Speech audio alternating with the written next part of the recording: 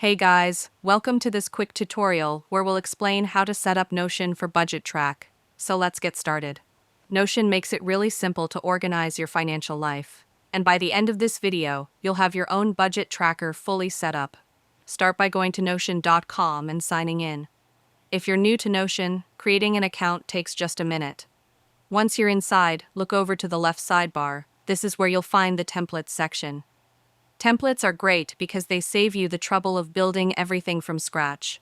Click on Templates, and in the search bar at the top, type Personal Budget.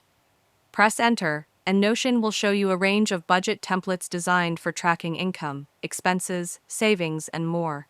Take a moment to browse and pick the one that fits how you want to manage your money. When you find a good one, click Add to bring it into your workspace. Now go back to your left sidebar and open your newly added budget page.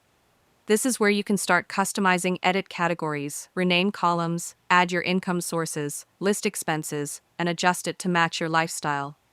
Notion lets you personalize everything so the tracker works exactly the way you need. Once it's all set, you'll have a clean, organized budget system ready to use throughout 2025. Just remember to update it regularly to stay on top of your finances. And that's it. If you found this video helpful, consider giving it a like and subscribe.